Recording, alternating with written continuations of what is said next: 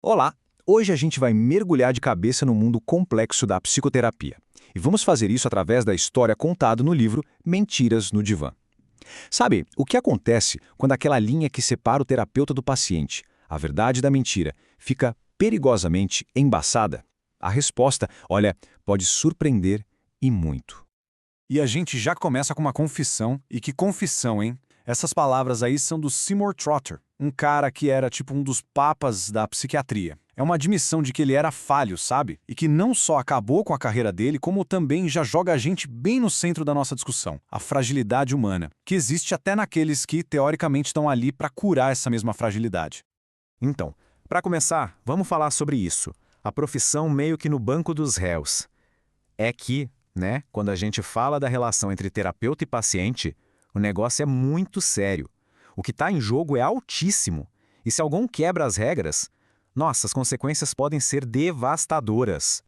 Isso aqui é basicamente a base de tudo na terapia. Esse tal de pacto terapêutico é a regra de ouro, a mais importante, que o Dr. Seymour Trotter, aquele mesmo da confissão, foi acusado de quebrar. Pensa assim, é um combinado que depende de confiança total e de limites que não podem, de jeito nenhum, ser ultrapassados. Tudo para proteger o paciente, claro.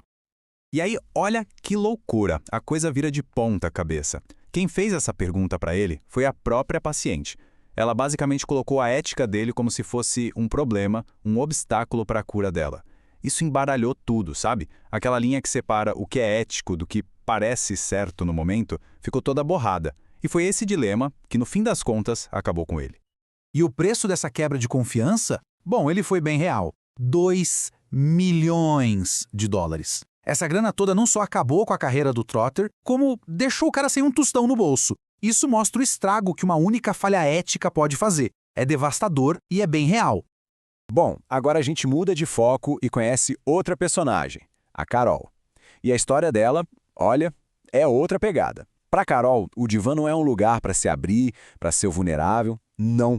Para ela, aquilo ali é um campo de batalha. É o palco de uma vingança que ela planejou nos mínimos detalhes. Mas para a gente entender de onde vem toda essa sede de vingança da Carol, a gente tem que voltar um pouco no tempo. A vida dela foi marcada por abandonos muito, muito dolorosos. Primeiro foi o pai. Depois, um terapeuta em quem ela confiava simplesmente a dispensou. Disse que ela estava curada e pronto. Essas traições plantaram nela uma desconfiança gigantesca e uma necessidade, assim, desesperada por ter o controle da situação. E essa frase dela resume tudo, né? A Carol decidiu que nunca mais seria vítima. Ninguém mais ia abandonar ela, a partir de agora é ela quem abandona. E essa decisão é o que move absolutamente tudo que ela faz daqui pra frente. E aqui a gente vê essa raiva toda da Carol em ação. Mas não é um ataque de fúria, sabe? É algo frio, calculado. É quase como uma cirurgia para apagar o marido da vida dela. Cada coisinha que ela faz é pensada. Desde cortar os cadarços até, pasmem, raspar o rosto dele das fotos do casamento com Malâmiro. Isso só mostra o tamanho da raiva e da determinação dela em fazer com que ele simplesmente deixe de existir. Só que aí vem o plot twist. Toda essa destruição não era sobre o marido Justin, não mesmo. Tudo aquilo foi um show, foi só o começo. O alvo de verdade da vingança dela é outra pessoa, o cara que ela acha que foi o grande culpado pelo abandono. O terapeuta dele, o Dr. Ernest Lash. Ok, agora vamos dar uma olhada em outro terapeuta, o Marshall Strider. A gente vai ver como os defeitos e a ambição dele acabam transformando ele num alvo perfeito, e isso prepara o Pereno para mais uma camada de mentiras nessa história toda. Para entender quem é o Marshall, é só colocar ele do lado do Ernest. O Ernest é todo introspectivo, vive se questionando sobre ética. Já o Marshall é o contrário, completamente. O que move ele é o que os outros pensam, é status, é grana. A imagem que ele tem de si mesmo está totalmente ligada ao sucesso material. E é aí que mora o perigo. Essa é a grande fraqueza dele. A ambição do Marshall não tinha tamanho. Ele não queria ser só um nome conhecido na cidade dele. Ele queria ser reconhecido no país todo, no mundo. E é justamente essa ambição gigantesca que deixa ele cego para o perigo que está ali, bem na frente dele. E esse perigo tem nome e sobrenome: Peter Macondo.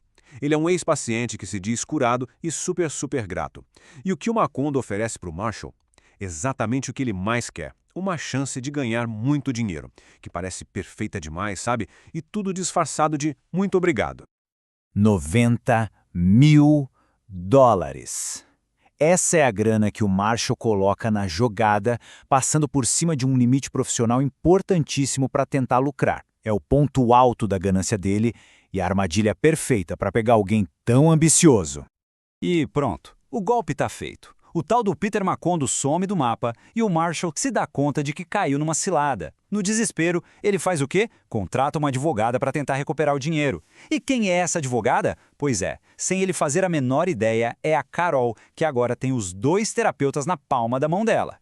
Bom, agora na nossa parte final, a gente vai ver o que acontece quando essa teia toda de mentiras começa a desmoronar. Vamos ver o estrago que isso causa na vida de todo mundo. Aqui a gente vê como uma coisa leva a outra. É um efeito dominó.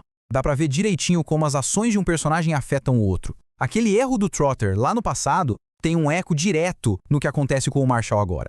E a ironia da situação é absurda, né? A Carol, como advogada, usa as técnicas que aprendeu com o Ernest pra manipular o Marshall. E ao mesmo tempo ela continua indo na terapia com o próprio Ernest, tipo um predador, esperando pacientemente a hora certa de dar o bote.